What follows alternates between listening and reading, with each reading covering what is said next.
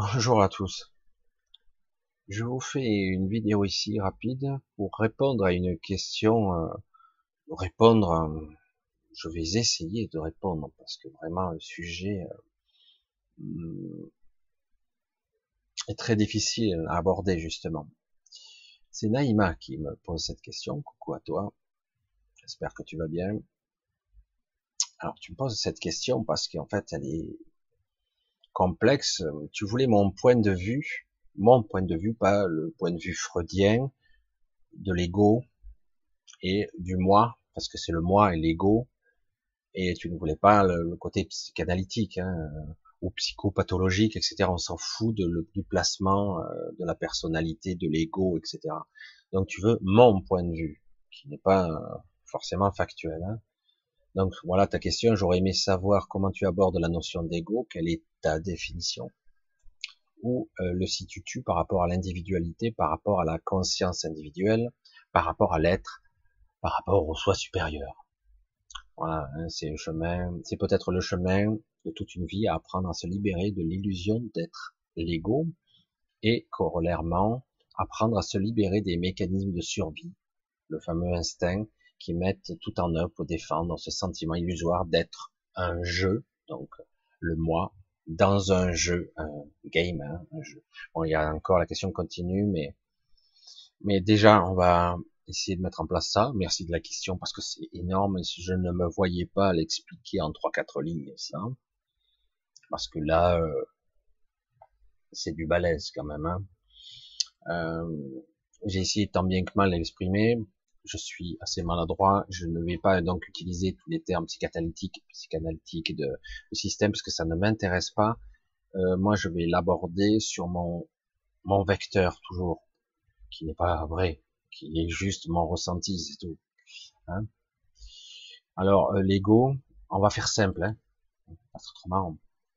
L'ego a à la fois, c'est à la fois le masque, c'est la personne que je montre, hein, c'est le personnage avec son éducation, les programmations de mon enfance, les traumatismes de mon enfance. Donc, ça veut dire aussi qu'il y a des ramifications dans l'inconscient, puisque forcément l'ego a des connexions subtiles dans l'inconscient. C'est pour ça que bien souvent il a accès à des choses que moi inconscient j'ai pas je n'ai pas accès. C'est dingue quoi. Vous vous rendez compte le côté schizophrénique de la chose, c'est-à-dire que l'ego c'est un personnage qui a été programmé, qui est aussi un empilage de personnages. Il y a des mémoires transgénérationnelles, donc aussi les peurs, ce qui fait la personnalité de cet empilage. C'est pour ça que c'est très complexe.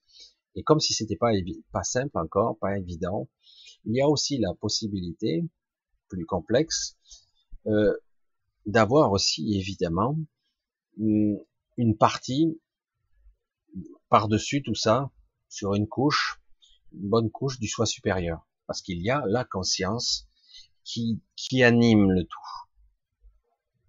C'est comme ça que je le vois, hein, attention, ce n'est que ma perception. Donc évidemment, ça crée une sorte de personnage étonnant qui n'est pas ma vraie conscience. Donc, vous avez vu que l'ego et la conscience, c'est étrange. On a l'impression, et moi, je vais sur ce chemin-là, attention, j'espère que je vais pas virer fou si vous entendez parler dans quelque temps que je suis en asile psychiatrique, ben, c'est peut-être ça.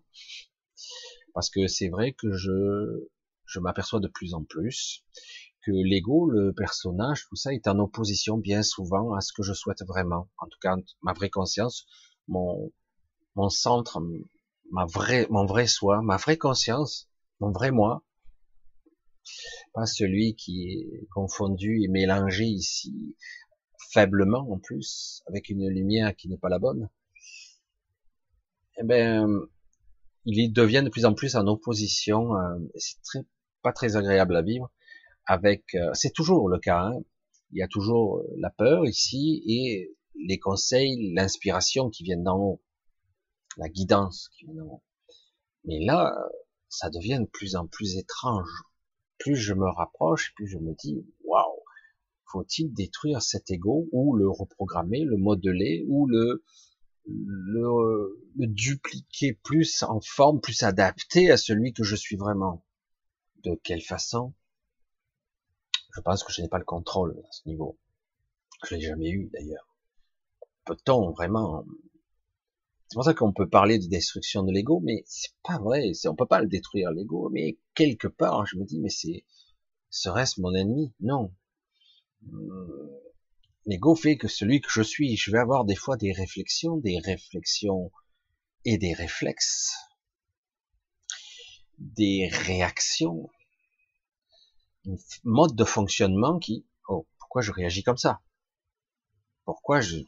C'est fou, ça me commence d'ailleurs à m'exaspérer. Pourquoi je réagis de telle ou telle autre façon? Et alors que c'est en opposition complète avec celui que je tente d'être. Cette vision et cette ressenti de cette connexion du soi supérieur. Le soi supérieur, donc, c'est quoi? C'est le vrai moi, hein, d'accord? Difficile à définir. Alors que déjà, l'ego, c'est une vision décortiquée, psychanalytique. Mais, ok, c'est un personnage, c'est moi. C'est ma carte d'identité, mon genre, mon look, ma façon de m'exprimer, c'est moi. Presque mon caractère. C'est le moi, l'ego. Et quand même, là-dedans, il y a aussi du soi, mais très faiblement.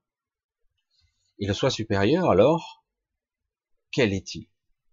Est-il imprégné de ce personnage-là ou pas du tout? Pas du tout, en fait. Le soi supérieur, en fait, il est neutre. Il peut se colorer, mais en fait, il n'a pas d'a priori, ni de croyance.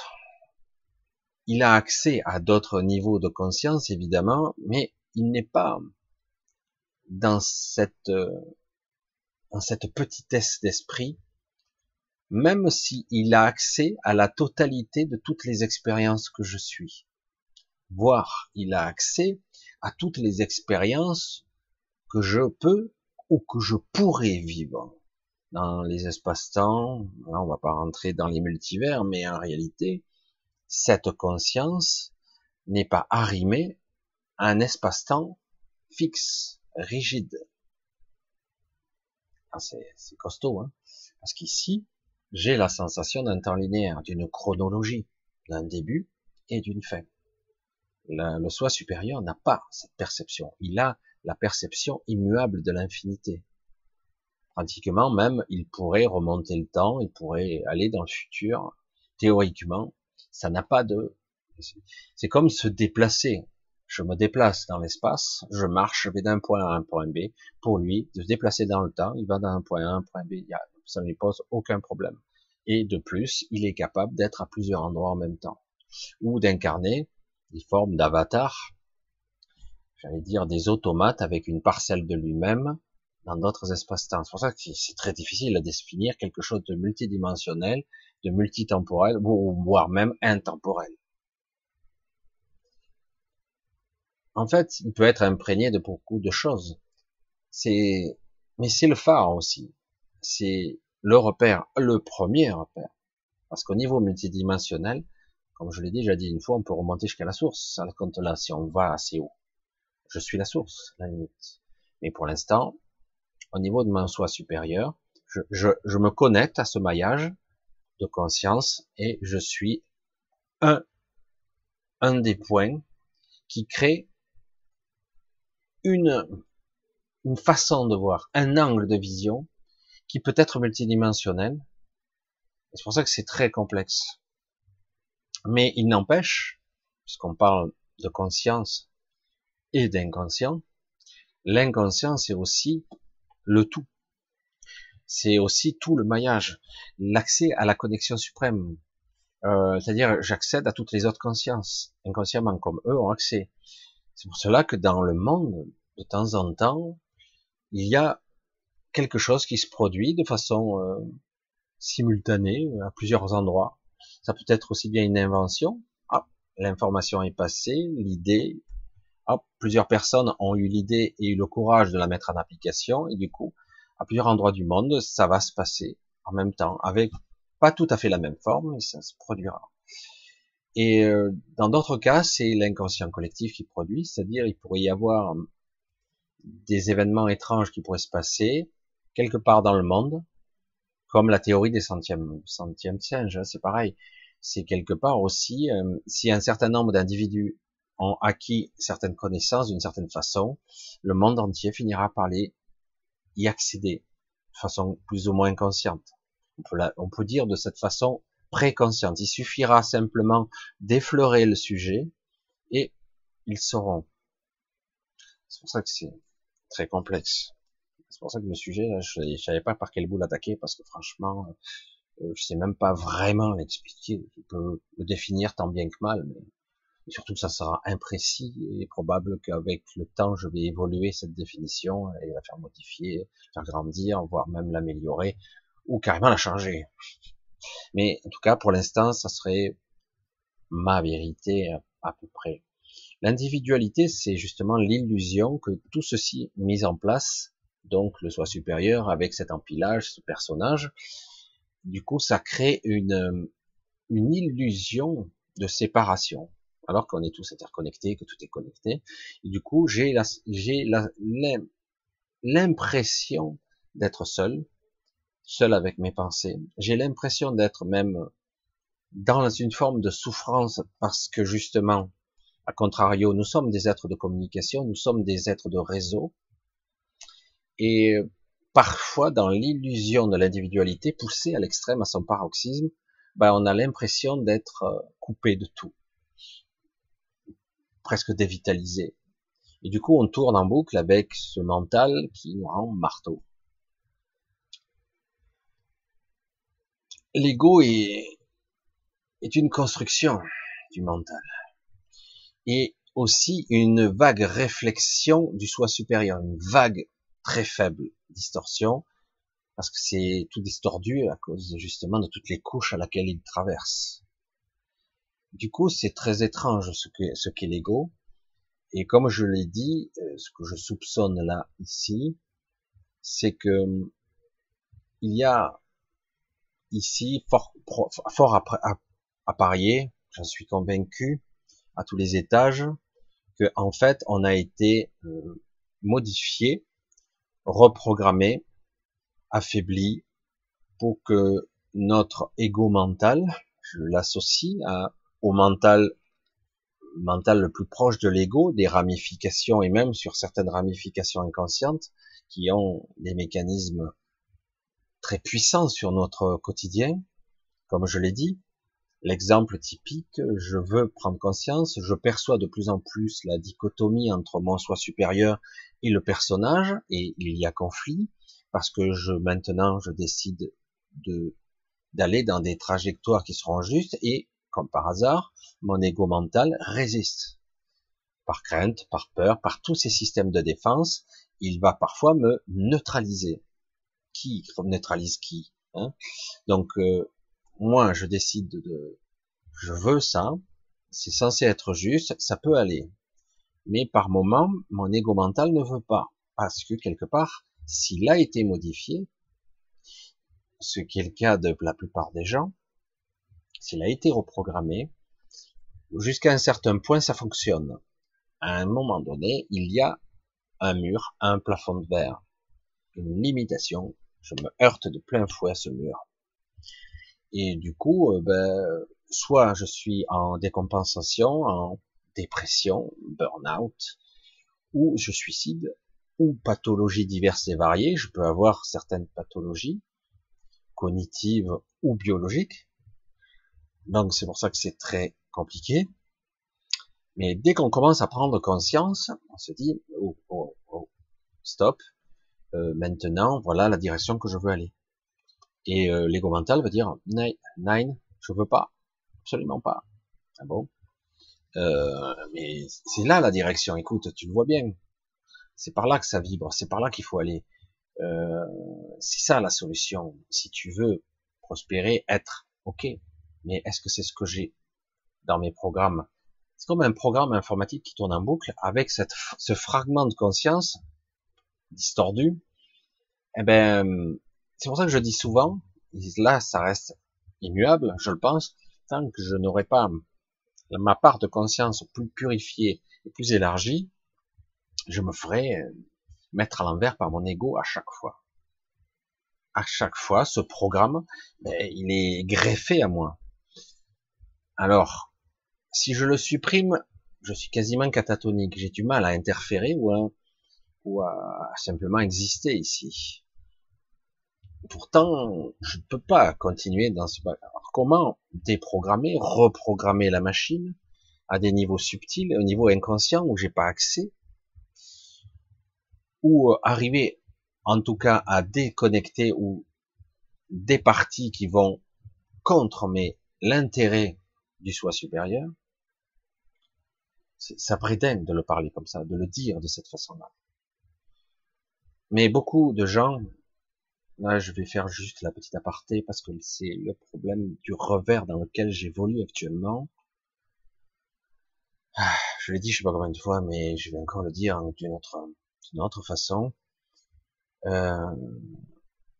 Lorsque je marche, que je promène, que je vois les gens, lorsque je vais quelque part,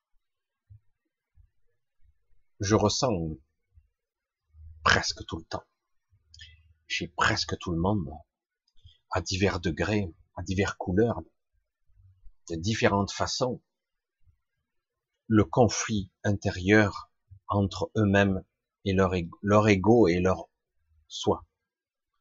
Je le sens maintenant chez tout le monde. Je sens leur corps qui lâche. Pour certains, ils sont abîmés. D'autres sont des alcoolos. D'autres fuient leur quotidien. Ils savent pas comment ils font. Ils essaient. Donc aujourd'hui, c'est à vif. Je le dis comme ça. C'est à vif. Et je le vois partout. Il y a que les petits enfants d'un certain âge, très jeunes, où je le vois pas. Mais très vite, même un jeune, j'étais en train de manger une gaufre cet après-midi et j'ai pu distinctement voir chez un enfant qui devait avoir quoi, petit 7 ans, allez, et je sentais le conflit déjà en lui. Donc ça veut dire que quelque part, on est bien programmé très vite, ça s'active, cette structure, cette matrice, cette société nous programme très vite, et le conflit démarre déjà.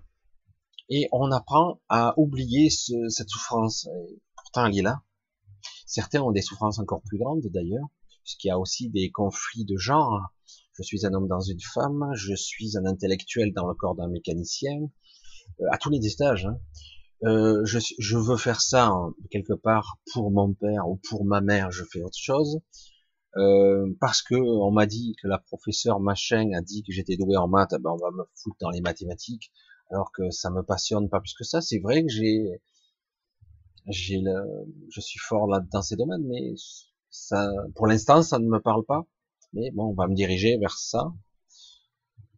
Chez tout le monde, je sens les conflits. Chez tout le monde, je sens la souffrance.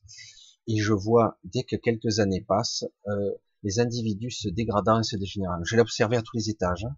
Même des gens de 30 ans, des gens de 50, des gens de 70, ils sont broyés par la vie. Certains disent ça va. Je dis ouais, ça va. Et pourtant, ce que je vois moi, c'est les déchirures et du coup la non-écoute de l'information initiale. Et même si elle est là, on l'ignore parce que c'est trop tard. J'espère, j'aspire, je souhaite que un jour ou l'autre, un jour bientôt, nous soyons capables très vite de déceler dès le départ ça et de le désactiver. Parce qu'il est clair que tout ce système de contrôle de masse, qui est bien ancré en nous, programmé, non seulement nous amène à des endroits sans intérêt, pourtant certains disent non, je m'éclate, c'est bien, mais en réalité c'est sans intérêt. Je le dis, hein, Parce que si vraiment on était vraiment sur sa trajectoire, la passion, elle serait là. Le mot passion est galvaudé, hein, parce que la plupart des gens ne le ressentent pas, ou pas longtemps, ou parfois un petit moment, et puis ça s'estompe. Puis paf, on est repris dans le système, dans les rouages, le rouleau compresseur du système, et c'est fini. La passion, elle disparaît. Et c'est ainsi que ça doit être, parce que du coup, je suis pas dans le bon état d'esprit, je suis pas connecté à cette inspiration divine, on pourrait le dire comme ça, et après, je suis plus dans des mécanismes de bon fonctionnement que j'ai appris, voire des mécanismes de survie de base. Oui, ces programmes ancestraux archaïques de survie, d'instinct de survie, sont très puissants. Dès qu'on est menacé, ce programme s'active et nous met dans des états pas possibles. Ça nous permet de survivre, mais le problème c'est que survivre, ce n'est pas vivre. Je le dis ici de façon, à ma façon, je n'ai pas croisé grand monde ici-bas, pour l'instant en tout cas, qui vivait réellement, qui, qui était exaltant, qui était motivé. Alors parfois ça donne cette impression-là, mais ces gens passionnés, tôt ou tard, sont brisés, ou limités, ou petit à petit la lumière s'estompe. Ça dure pas. C'est très dur. Vous avez vu combien de personnes perdaient l'inspiration au bout d'un certain temps? Il y en a certains, après ils développent des techniques. Un romancier, il écrit 80 bouquins parce qu'en fait il a des nègres qui lui écrivent. Le terme nègre n'est pas, mais quand même, des gens lui écrivent ces bouquins. D'autres vont dire des choses, vont s'impliquer simplement, pas personnellement, mais moi vis-à-vis de la politique, moi vis-à-vis du monde, moi vis-à-vis d'une ville. Donc j'écris, ou ça peut être un roman, une histoire, un fantasmagorique, que sais-je. Mais au bout du bout, ça devient plus des techniques et des systèmes, et tôt ou tard, de toute façon, l'inspiration, elle disparaît. Il y a comme une fatigue, une lassitude, parce que le système fait qu'au bout d'un moment, on perd l'inspiration, on croit tout simplement qu'on a fait le tour du sujet, alors qu'en réalité, tous les sujets ont à peine été effleurés, et ou parfois on dit simplement je l'ai déjà développé et je m'aperçois que donc je n'ai pas besoin de le redire, alors que parfois, presque toujours, le sujet a évolué. La perception que j'en ai, même moi j'ai évolué, donc je pourrais le redire d'une autre façon. Mais les problèmes existentiels, la vision du moi, de l'ego, du mental, de moi et le monde, ce que je suis par rapport à tout ça, ma vie, ma souffrance, ma solitude, toujours, tout ça est une vue, et bien souvent perçue par l'ego. Et souvent c'est lui qui a le contrôle. Je le vois chez tout le monde maintenant, c'est assez incroyable, je me suis fait cette réflexion aujourd'hui, je l'avais déjà vu, mais là, j'étais câblé là-dessus, et j'ai pu voir qu'à 100% des gens étaient dans la souffrance, que 100% des gens n'étaient pas sur leur trajectoire, que 100% des gens n'étaient pas eux-mêmes. Ils croyaient l'être, ils avaient fait quelques compromis, la vie est faite de ça, c'est ça qu'ils pensent. Mais au bout du bout, il reste pas grand-chose.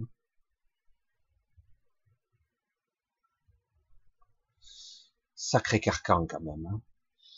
Alors, quand moi je fais l'expérience, une expérience onirique, dans l'astral, dans le mental, dans le rêve lucide, on s'en fout. Je suis dans un rêve au départ. Et quand à un moment donné, à nouveau, ce sentiment que j'éprouve ici, même dans l'éveil, je dis, j'ai pas envie d'être là, qu'est-ce que je fous là? J'ai pas envie d'être là. Et ce désir est puissant, quoi. Et du coup, ça m'amène à m'éloigner. Alors c'est très étrange parce qu'on dirait que tout essaie de me ramener, mais à un moment donné, j'arrive à m'échapper. Je me bats en sautant, en volant, en lévitant, jusqu'au moment où je me retrouve à un endroit où il n'y a rien de particulier. Et d'un coup, je suis pris par un sentiment, un mécanisme en moi, le mécanisme le plus puissant qu'il pourrait y avoir pour me stopper, l'appréhension, la peur, la frayeur, à tous les étages. Ça me paralyse. Du coup, je recule quelques pas. Oh, il y a quoi là? Il se passe quoi? C'est quoi ce sentiment venu d'ailleurs? Parce que j'ai vraiment eu cette impression-là que quelque chose s'était activé. Tu ne dois pas passer.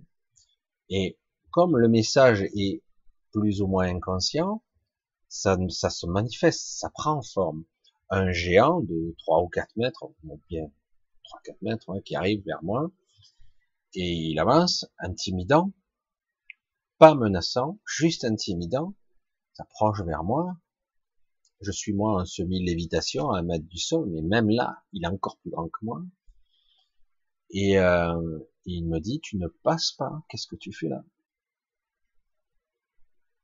Qu'est-ce que ça fout dans un rêve, ça? En plus, je suis parfaitement lucide, je m'en souviens parfaitement, je pourrais vous décrire le personnage. Je l'ai créé, probablement. Ou peut-être c'est un implant, un programme. Je te fais pas passer. Et comme c'est pas suffisant, parce que je ne repousse pas chemin, non. Merde. Je veux passer, c'est tout. Je demande rien à personne. Ne m'emmerdez pas. Je veux juste passer. Rien de plus. J'emmerderai personne. Je fais que passer, c'est tout.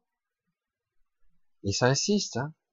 Vous voyez, vous vous déplacez à gauche, vous déplacez à gauche. Et à un moment donné, commence à apparaître ça et là, 4, 5, c'est pas des chiens, c'est des chiens de l'enfer, c'est des monstres, hein. Des griffes, des tentacules, des crocs, des trucs énormes, des trucs de 3 mètres de haut, monstrueux. Waouh, putain, merde. Ça passe un cran. Oh, c'est irrationnel, c'est dingue. On ne veut pas que j'aille là. C'est quelle partie de moi qui ne veut pas? C'est mon inconscient, c'est quoi? C'est symbolique. C'est juste une vue de l'esprit, une chimère, sans aucun rapport avec rien. Non, j'ai bien ressenti que c'était puissant, qu'on ne voulait pas, ou quelque chose en moi m'empêchait d'aller là. C'est pour ça que je me dis, putain merde, ça commence à me gonfler. Vraiment. Ça commence à me gonfler que je ne dois pas, qu'on m'impose mes vues, et ça commence vraiment à me pomper l'air. C'est pour ça que je me dis, l'ego serait-il mon ennemi? En tout cas, de grosses parties de moi ont été programmées pour ne pas aller à certains endroits. Et je pense que dans la vie de tous les jours, pour vous tous, c'est pareil. Vous n'irez pas où vous ne devez pas regarder. Il y a des endroits où vous ne regarderez pas. Et si vous regardez, vous ne verrez pas. Ça va dans tous les sens que je voyais, que quand je me mets dans un certain état, que j'y parviens, ben je vois des choses. Je vois une arche monstrueuse qui surplombe la ville. Qu'est-ce que c'est ça? Oups, ça revient, tout a disparu. Je vois un appareil qui survole la ville. C'est quoi? J'ai jamais vu ça. Alors je peux pas dire c'est un ovni, un extraterrestre, mais pour moi c'est un ovni, un truc. J'ai jamais vu d'appareil de ce type. Un truc gros, quoi. Puis hop, ça disparaît. Qui te commande? Merde, ça commence à gonfler, quoi. Vous voyez? C'est pour ça que moi je mets le doigt sur des choses qui pourraient prêter à confusion, ou dire aussi bon, il est bon pour la camisole de force, mais je soupçonne que c'est beaucoup plus intéressant que ça, et qu'en réalité je suis face maintenant à un niveau de conscience et face à mes programmes. La question est comment je peux faire pour me libérer de ça, sachant que parfois les pires frayeurs s'activent sans mon accord. Parce que des fois il y a rien. Et après, oui, ça engendre la peur qui alimente un égrégore, une énergie. Puis du coup, quelque chose peut se projeter, une illusion, parce que je ne pense pas que ça soit réel. Alors, pour ça que je réponds tant bien que mal à la question de Naïma, mais je pose aussi les questions.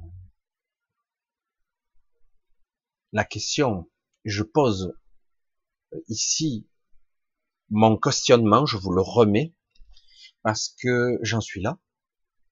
J'en suis là. Maintenant, je prends conscience de beaucoup de choses et du coup, je me suis face à quelque chose. Alors, c'est intéressant lorsque tu dis que tu es allé à la limite. Au début, tu le mets dans ton message à la limite du dôme. C'est vrai qu'on pourrait croire que c'est une sorte de dôme, de parc, de zoo dans lequel nous sommes, et que quelque part, on m'a fait comprendre de rebrousser chemin, ou c'est tout simplement un système d'auto implanté en nous qui fait que on ne peut pas y aller. D'habitude, on n'y va pas. Ce sont des mécanismes de peur que vous avez probablement tous déjà expérimentés dans des rêves ou des cauchemars. Parfois, vous étiez très poche et ces mécanismes sont dû se déclencher. Et intuitivement, vous éloignez d'une menace instinctivement. Voilà, je pense que tout le monde y est approché. Voilà, j'ai pas trop creusé, mais je pense avoir répondu en grande partie. L'illusion du jeu, dans le jeu, être prisonnier esclave, je lis un petit peu succinctement la question, hein. Prendre conscience, c'est délicat et très complexe de découvrir que des parties de soi échappent à son contrôle parce que c'est balèze, c'est énorme, hein. Donc, oui, c'est ça, tu portes, intuitivement, Naïma, tu parles de la véritable vie et de vivre réellement. Et c'est ça, sous-jacent, qui se joue, hein. Euh, on est maintenu dans un état de survie et surtout de vie partielle, comme sous hypnose, hein, un peu comme ça, et avec des programmes qui nous empêchent de sortir de la prison, qui sont solidement arrimés. Je pense que si moi j'ai pu approcher ce genre de choses, je pense qu'il existe des individus bien plus évolués que moi, bon, bien plus performants, qui sont parvenus à briser leur chaîne. Parce que j'ai su que certaines personnes, paraît-il, pouvaient sortir et revenir et ressortir sans problème de cette chimère, cette illusion, ou en tout cas cette réalité fade. Vous avez conscience tous, de plus en plus, j'en suis convaincu, vous avez tous conscience ou préconscient de que ça, c'est pas logique, c'est pas rationnel. On vit que de façon superficielle, limitée, avec une chape de plomb et des croyances monstrueuses. Et en plus, tout ça est bien rythmé, au rythme des journées, du travail, de l'obligation de bosser pour rien, puisqu'après, je vois tellement de gens acheter et consommer des conneries, ça m'arrive aussi, mais moins souvent. Du coup, eh ben, au fil du temps, on s'aperçoit qu'on n'a rien du tout. Et je vous garantis que lorsque j'ai vu mon père décédé, qu'il a passé sa vie à consacrer à sa maison secondaire, faire des travaux, des machins, et finalement mourir, ne rien emporter, et je vois sa maison aujourd'hui, la maison de mon père qui est un peu à l'abandon, je me dis mais tout est futile en fait, tout est sans intérêt. En tout cas, ce qu'on nous montre comme étant intéressant et passionnant, ça ne l'est pas réellement. Et de toute façon, c'est juste pour nous occuper. Je vous expose ici mon questionnement et mes doutes, d'accord? Plus que mes doutes. Maintenant, ça devient des convictions et j'aspire à trouver une issue à tout ça. De toute façon, là, je vous tiendrai au courant un petit peu dans le cheminement de mes pensées. On verra. C'est pas quelque chose d'aisé, mais j'espère, puisque vu que en ce moment, le monde est en train de partir en vrille complètement, ça pète de tous les côtés, à tous les étages. On se demande comment on va finir l'année, là. Franchement, on se demande, hein, parce que là, je vois le nombre de conflits qu'il y a sur cette planète, le nombre de cataclysmes qu'il y a, des morts, des animaux, de tout ce qui peut se passer. C'est pas obscur, hein, ce que je dis. C'est que ça craque parce que, pour l'instant, nous sommes en conflit interne. Moi, c'est comme ça que je le vois. Comme si nous essayions quelque part d'émerger du cauchemar. J'espère que vous me suivez quand je dis ça. En tout cas, pour un certain nombre d'entre nous, de façon étrange et diffuse en nous, le sentiment petit à petit s'infuse et se propage très profondément et dire tout ceci n'est pas la vie. C'est pas ça à vivre. Ce n'est que de l'illusion de la vie, une chimère, trop partielle, trop maîtrisée, et surtout, sans intérêt. C'est ça c'est énorme. Alors, il y a des choses qu'heureusement, on prend conscience au fur et à mesure, qu'on trouve belles et magnifiques, heureusement, mais quelque part, ce n'est pas censé être les choses essentielles. Les choses essentielles, c'est construire une famille, faire des enfants, s'endetter, faire des crédits pour les maisons, les voitures. Certains ont de l'ambition pour gagner le plus de fric possible, etc., etc.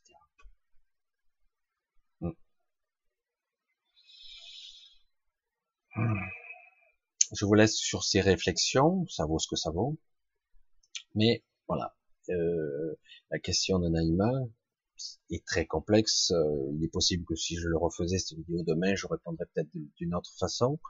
Mais il est en tout cas très intéressant que ça soulève des réflexions chez vous, chez moi, c'est déjà le cas depuis un petit moment, et sans se prendre trop la tête pour l'instant, parce que vous devez pour l'instant continuer votre quotidien, même si, parce qu'on ne sait pas par quoi le remplacer, et surtout de quelle façon être, de quelle façon incarner, comment vivre autrement, parce que certains essayent par tous les biais, hein, s'isoler, partir, aller à l'étranger, aller au fond des bois, mais quelque part on sent bien il y a bien une chose que je ne pourrais pas fuir, c'est moi-même. Parce que si le piège est en moi, je pourrais pas fuir ça. Donc c'est là que je dois aller chercher.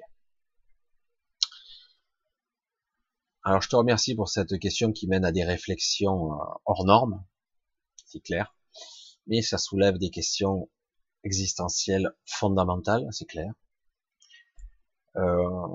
qui mènent aux frontières de la folie. Mais peut-être qu'il faudra en arriver là pour pouvoir se libérer. Je sais pas. Peut-être qu'il faudra prendre conscience que tout ceci, on est vraiment, moi je l'aperçois quoi. C'est vraiment une illusion sans intérêt quoi, à un moment donné. Heureusement qu'il y a des choses, mais quand même c'est fade. Même quand c'est beau, c'est fade. Il n'est pas normal d'être bridé dans nos sensations à ce point-là. On devrait être capable d'être plus présent à ça, plus présent à un moment. Vous voyez ce que je veux dire? D'être vraiment, de ressentir la quintessence d'un moment, d'un événement. Et alors on a l'impression parfois d'être anesthésié et d'être là que partiellement, non? Allez, je vous dis à très bientôt et je vous livrerai en vrac comme d'habitude mes réflexions. Bye bye, je vous embrasse tous et je vous dis à bientôt.